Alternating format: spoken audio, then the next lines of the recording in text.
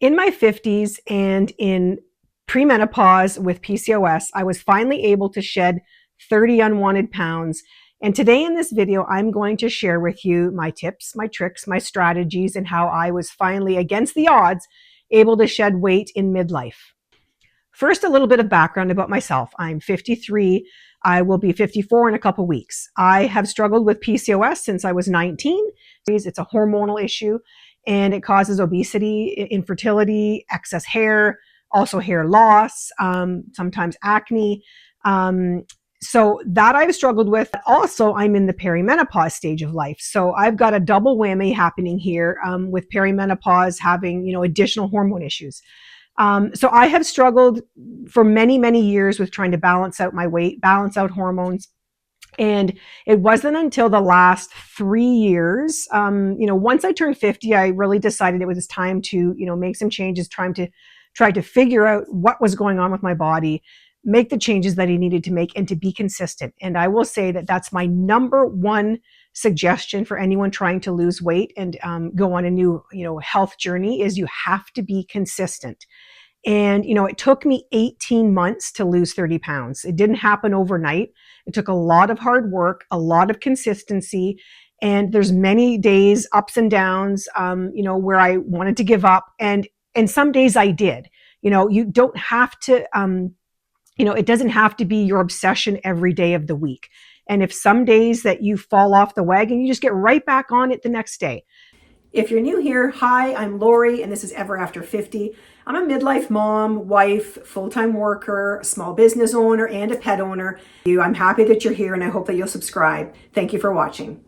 Stick around. I'm going to give you my laundry list of steps, what I've been doing, what's worked for me, and, just being in the right mindset also. You have to be willing to make the changes and have to be willing to do the work because it's not going to happen on its own. And it's not going to happen overnight. You need to be patient. The first thing I would say is to do your research and seek out help. I decided to go and seek out a naturopath. And I sought out the naturopath because she could actually devote the time explaining symptoms, explaining what I needed to do, explaining my blood work in detail, explaining vitamins in detail. So if you are able to seek out help outside of your regular doctor, if you're not getting the help that you need. Now, from that naturopath appointment, basically, we went through my blood work, we went through my vitamins, and she gave me basically, a strategy of what I needed to do. But mentally, I wasn't ready at that time because when she gave me the plan of what I needed to do, it was like catastrophic for me because basically she said, cut out sugar, cut out most of your carbs, make sure you're getting 9 hours of sleep, no coffee after 11 a.m., make sure you're doing light weights. Like there was so much on the list and I was so overwhelmed. I just was not in the good headspace to start. So I waited. I waited at least another year. I went back to her. I was finally ready. And we talked about everything again. And what she said to me was just focus on a few things. Focus on, if it's, exercise or eating or, your water or your vitamins, focus on one thing at a time and then start adding in the other things. And that helped me a lot. And then as far as exercise as well, she said that don't focus so much on the amount, that, oh my gosh, it's got to be an hour of walking or 2 hours of cardio. Focus on just small amounts. Start with 10 minutes, 10-minute walk, up and down your stairs, and then add another 5 minutes. And then eventually you will start incorporating additional time naturally because you're obviously enjoying it. You're seeing results. The main things that we're going to talk about today are diet, exercise, sleep, and vitamins. So first I'm going to talk about diet and what I did to change my diet and my eating habits. So that's going to be our first topic. For me, and at this age, the most important thing is protein and fiber. So I started implementing, which is very hard, 30 grams of protein at every meal. And then also making sure I had at least 25 grams of fiber per day. And, you can incorporate the fiber and the protein in different ways. And to make things easy, I had the same breakfast. I prepared the same meals a lot of the time. Disclaimer is that I have a long way to go still. I'm still overweight. I lost the 30 pounds, and I am, I'm no doctor, I'm no therapist, I'm no, dietitian. I'm just telling you what I did, what worked for me. It's very hard. It's not easy, and you have to be consistent. So these are just my tips and tricks to help you to, even just start. To recap, so the 30 grams of protein per meal, 25 grams of fiber per day, less red meat, more fish, reduction in carbs to about 90 grams per day, and a drastic cut in sugar. Now, for me, because I have the PCOS, that's why this is even more strict, and there's a lot more changes, because with the insulin resistance of PCOS, this is what happens, right? Your sugar's unregulated, and insulin is considered a hormone. So again, this all ties in with PCOS, premenopause. This is all hormonal. So those are the steps that I took as far as the diet. The next really important thing was exercise. And for me, a person that has PCOS and insulin resistance, and then also perimenopause, it's really important to focus more on strength training instead of cardio. So for me, I never liked going to the gym anyways. I found it very stressful.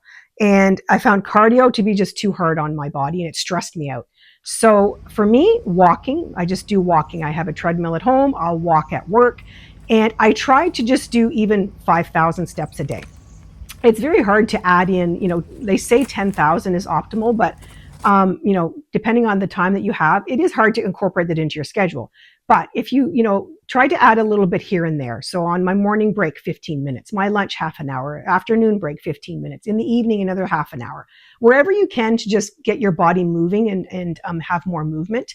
And then as far as strength training, twice a week is basically all I can do. And I will admit, I don't do it all the time. I do kind of slack off a little bit if I'm getting overwhelmed with everything that I need to do.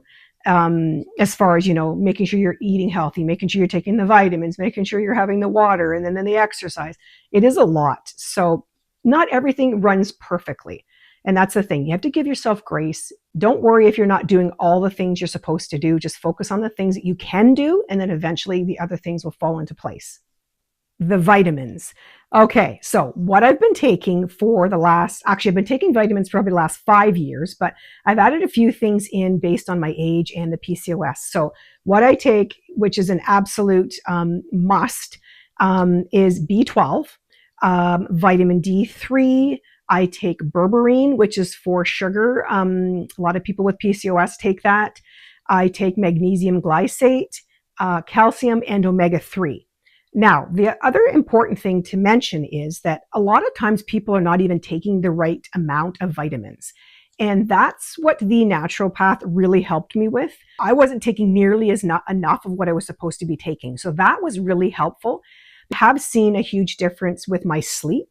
I never have a problem falling asleep. But the other thing too that I noticed immediately, so for me, I was always having to get up in the middle of the night to go pee. I would be getting up 3 and 4 times a night. So I never got a solid sleep. And when I started this regimen of vitamins and I started making these changes to my diet, the biggest thing is cutting out the sugar. I was so happy because I could make it through the night without only getting up twice. And then it went to once. And then it went to none. So I finally got to a point where I could sleep all the way through the night and not have to get up to go to the washroom. So that's the thing, your body will tell you when there's something that's not right. So that was one of the biggest things that I immediately noticed. And as far as weight loss, it took probably about 3 or 4 months for me to really see a change in the scale. But the change was happening just in my size. So things were shuffling around, I guess.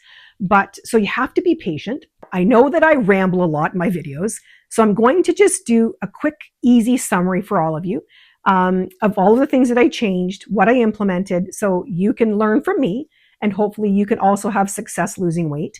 But it's not just about losing weight. And that's what I want to say is that, Once I started to lose weight, there's so many other benefits. Obviously, your physical appearance changes, your confidence changes, your mental health improves, your mobility improves, your taste buds actually improve. You really start to taste food when you cut out all that other crap.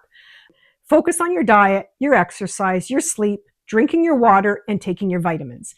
If you've made it this far, thank you so much. I appreciate you, and I hope that you will subscribe.